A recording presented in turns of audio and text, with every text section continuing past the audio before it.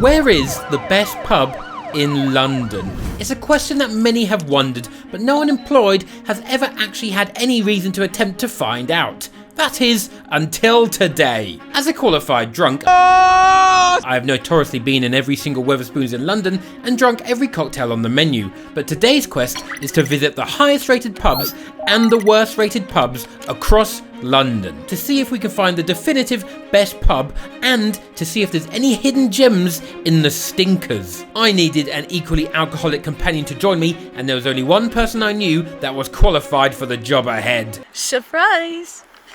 Hello! Guess who? Bambino Becky, the queen of pints and the only other person qualified for such a task. Our day began at 12 PM when the first pub opened in Hammersmith, West London. Now, the Dove in Hammersmith is a Grade 2 listed house, which sounds impressive until you realise the BT Tower is also a Grade 2 listed building, a swimming pool in Ipswich, and Her Majesty's Prison in Reading. Now, it may not have bad reviews, but it does have the Guinness World Record for the smallest bar in Britain, which doesn't sound like a world record, does it? I'm also claustrophobic.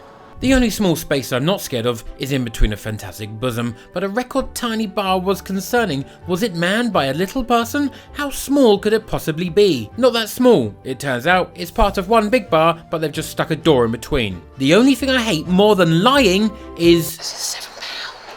£14 altogether. You paid for the view. It's also very small inside. But also every pub looks nice in the sun, and it is sunny. Becky didn't share with me what made her randomly giggle, but we did share our first beveragino together on this gorgeous little outside terrace. Now, the inside is pretty cool and old, but it was mainly for eating, which in my opinion is the last thing I want to do in a pub. I want to befriend various dogs and blame my trumps on them. Out of 5, what would you rank it? First from a pint. Pint was great, tasted like a Peroni. Price of the pint? My father would be fuming. It's disgusting. What do you think about the interior, the pub in itself? It felt like Jack the Ripper would probably have a couple sours there before he went out stabbing. What would you give it out of 5? I'm a tough critic, 3.5. So the view was amazing. The view was lovely. Very nice, but also I feel like it would probably get very busy. It's very small, and I don't think there's any locals in there, and I love a local. I couldn't go there knowing it's a £7 pint. I'll give it a 3.9. It's nicer than me. Yeah, fun. I feel bad about that one. I'm sorry if you weren't there. Now, the Churchill Island has been around since the late 19th century, which is only a little bit longer than your mum's been shagging the milkman. Now, if you're Irish, Welsh, a Welsh minor, or Liverpudlian, or Indian, close your ears now. Now, the inside has a Winston Churchill-inspired theme to it, apparently, which, when you think about it, is almost every pub, because he drank himself to death. Now, apparently Winston Churchill's grandparents used to drink here and not Winston Churchill himself, because I imagine there was a pub much closer to number 10 and he didn't look the sort to try and get his 10,000 steps in. Sitting just a stone's throw away from Kensington Palace, the Churchill Arms was covered in a lovely beautiful floral display, only interrupted by an image of the big man himself. It's very sunburned, baby. Do that. He's just drunk. Now, nothing says drinky poos like the spirit of war-torn Europe, a model Spitfire plane and 2 pints at £6.45 each. Now, the identity of this pub was very confusing. It was head to toe in Churchill and World War II references, but it also offered up the Irish tricolour and a Thai restaurant in the back. What's your favourite Churchill quote? Mine is, men to the left because women are always right. Hiding from wife. I hate women. Me and Bambino drank at a table with nameplates on and hoped it wasn't the names of the deceased, in a similar way you might see a name on a park bench. It was intense. It was giving museum. Yeah, but like a really inaccurate one, like the ones in like around the desert in America where it's like, did aliens land here and plant JFK? What would you give it out of 5? Okay, so I really like the carpet, but when I was walking through, it's full of Americans, a tourist hotspot. Oh yeah, you wouldn't go there for your local. I'll give it a 3.5. I'm going to give it, due to the lack of whales and the lots of Americans, I'm going to give it a 3. It's all still alive. Proud of my pun. Yeah, in a print shop. And his Richmond sausage fingers. Where's Andrew? Ye Old Mitre is shockingly not this football, but it's actually the name of a very old pub.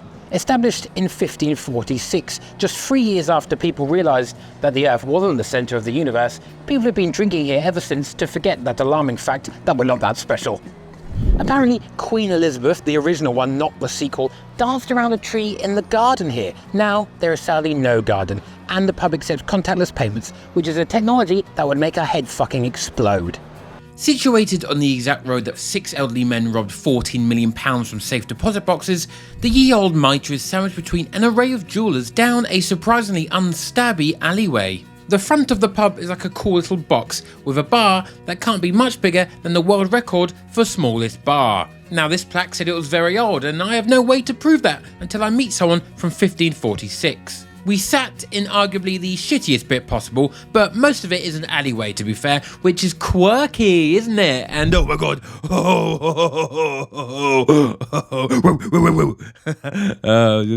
I just love dogs in pubs. No responsibility, but all of the joy of petting. Ciarán Carlin's brought me to an alleyway. Make of that what you will. I feel like since the early 1800s, alleyways have had bad PR. Not all crime happens in alleyways. Some fun things happen in alleyways. A pint for £6.15. Again, this tastes nice, but it's an unbranded glass, which is a shame. Got an Amstel glass. Feeling pretty good about things right now. What are we rating it? Ooh, I enjoyed the decor vibes. It felt a bit Victorian, even though it's a lot earlier than that. There was an American who spoke to us. Yeah, she seemed quite nice. Okay. I judged the other Americans at the other one, but this one, she was nice, so I judged her correctly. She was nice. She said she was going to be loud, and I said, fair. She was self-aware. Yeah. And that's important. Good icebreaker. I also think the staff were lovely in Arena. Yeah. She smiled. I said, thank you. I liked it. I'm going to go for a 4.3. I think I'd prefer a bigger establishment. I liked it because it felt secretive. 4.5. Bye-bye. That's my highest rating to date for anything ever. The Masked Haunt is one of the worst rated spoons in London. Now, there's nothing special or historical about the spoons, but from the images I've seen online, there's a picture of some retro chebs on the wall. So let's try and find out.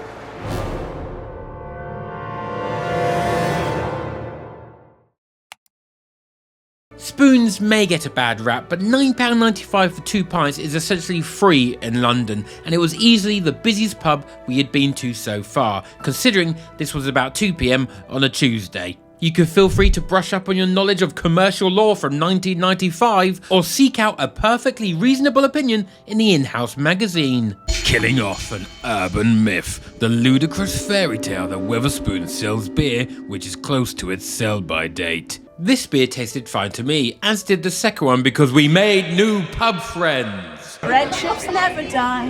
Okay. We've been bought a drink by this lovely man down. This Wetherspoons is pretty long and seems to have capacity for both you and all your imaginary mates, and I thoroughly enjoyed it, but maybe that's because we didn't order troubled fish and chips.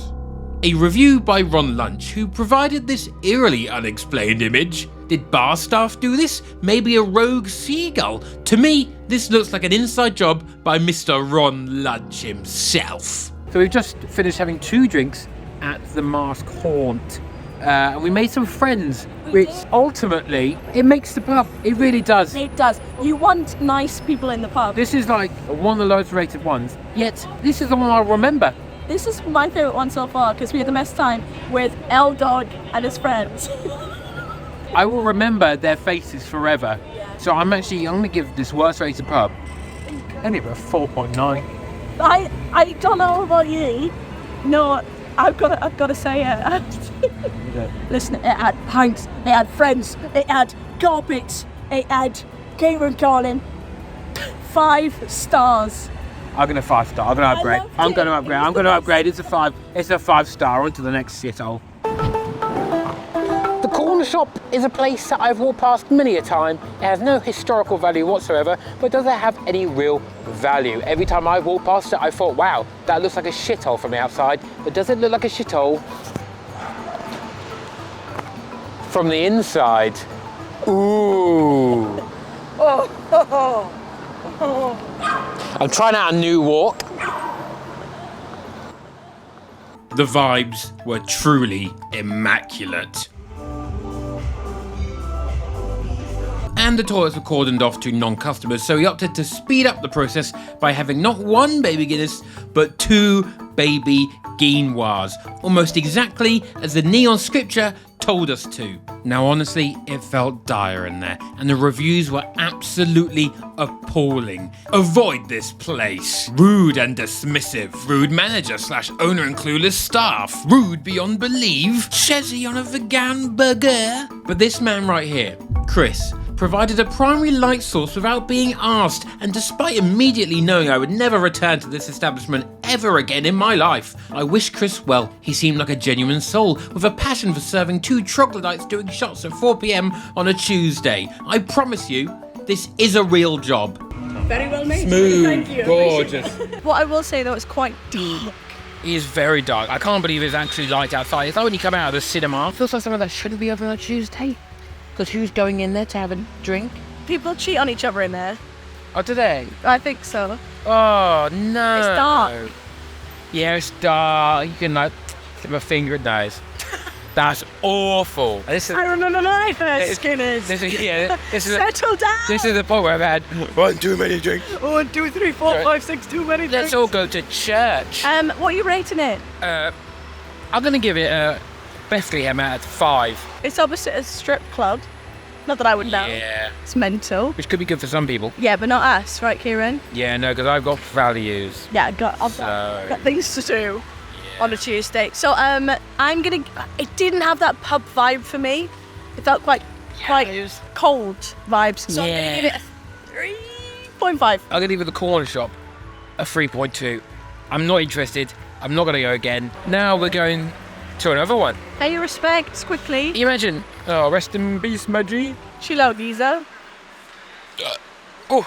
The Prospect of Whitby sounds like a really pretentious name for a book that I would never consider reading in an airport. However, it's actually a pub enjoyed by pirates and smugglers and people who used to download songs from LimeWire in 2007. Sadly, the only thing from the 1500s that still exists here is the floor and the general sense of crime. The pub also featured in the final scenes for the Netflix film The Old Guard, which is a film you or me had never fucking heard of until right this very moment.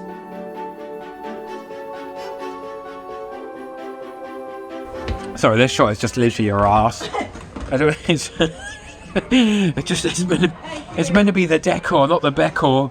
As we continue to walk through the eatery, we are presented with a beautiful view.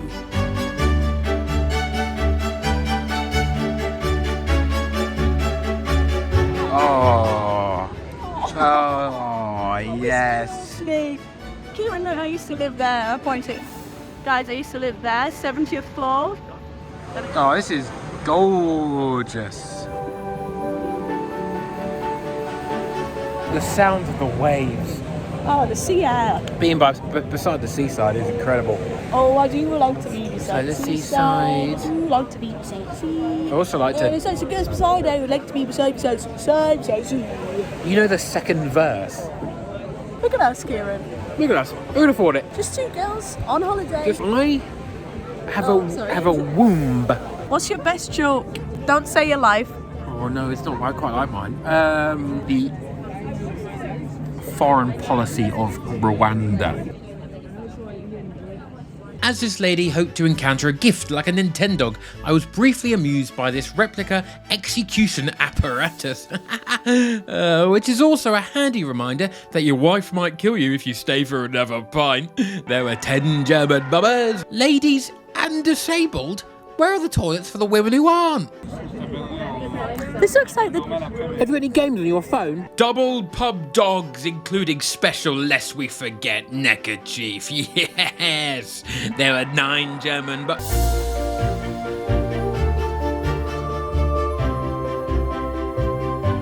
Arg, you know? I'm gonna go for... I loved it. I'm gonna go for a 5. Right. Sorry, Straight what? out, decor fantastic. I felt like a smuggler or a pirate. Really? Yeah, I felt like a bandito. Pint was decent. I like the low ceilings. The floor was 400 years old.